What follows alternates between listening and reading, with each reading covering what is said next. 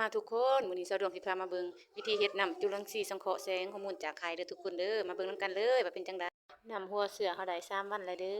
ก่อนอื่นเฮาก็เตรียมน้ำแล้วพี่น้องนี่จะเป็นน้ำนี่จะใส่เป็นน้ำบาดาลเด้อสะดวกใส่น้ำบาดาลพี่น้อง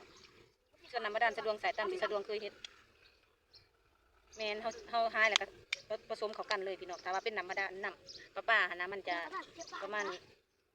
2-3 มื้อหายสิตุกปลาไว้แล้วเฮาก็จะมาอันนั้นมาใส่ส่วนผสม ส่วนที่ผสมของเราก็คือ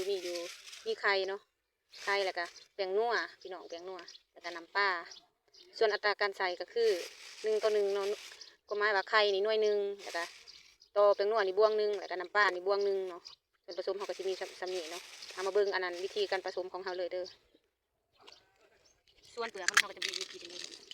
ผสม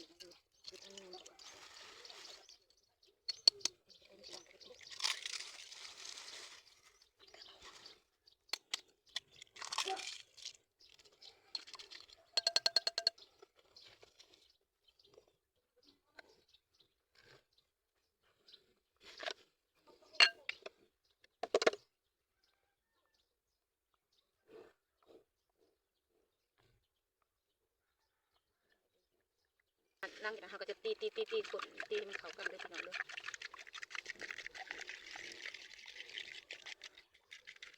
เข้าได้เลยเนาะใส่น้ำหมักเรียบร้อยแล้วเขาจะมาตอกใส่กระตุกแบบนี้เนาะตอกใส่กระตุกแบบนี้หาใส่กระตุกแบบนี้เนาะพี่น้องเนาะตุกหนึ่งนี่ต้องบวงหนึ่งตุกหนึ่งเขาจะหายเลย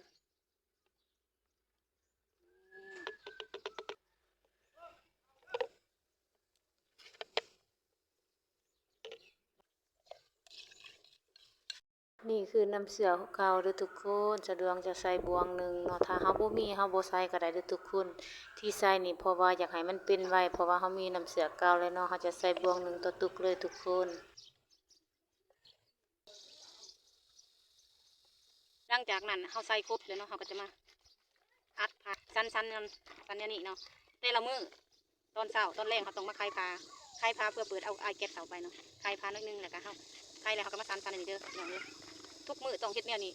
จะเห็นผลภายใน7 วันสามารถนำใส่ได้หรือ15 วันเป็นเมื่อการเก็บเมียนของเฮาหันก็เก็บเมียนไว้บนห่มแน่แดดแน่บ่ให้ไว้อยู่แดดจัดเด้อพี่น้องเด้อไว้บนลักษณะว่ามีแดดมีห่มแน่หั่นน่ะพี่น้องสามารถไว้แนวนั้นบ่ให้ไว้อยู่แดดเด้อพี่น้องเด้อแดดร้ายมันก็สิบ่เป็นเฮ็ดนี่ทุกคนสะดวกเฮ็ดน้ำจุลทรีย์สังเคราะห์แสงนี่เราผ่านมาได้3 วันแล้วพี่น้องจะเบิ่งนี่น้ำเสือให้มันเดินดีพี่น้องเอ้ยพอหอ7 วันเฮาก็สามารถใส่ได้เด้อพี่น้องแต่ละมื้อเฮาก็จะมาสั่นแบบนี้เนาะพี่น้องเปิดผ้าน้อยนึงแล้วก็มาสั่นเฮ็ดแบบนี้เพื่อให้น้ำเสือมันเดินเนาะเปิดเอาไอแก๊สเข้าแล้วก็สั่นทุกมื้อเนี่ยนี่เช้าแลงเด้อทุกคนเด้อแล้วมันจะได้น้ำเสือเฮาก็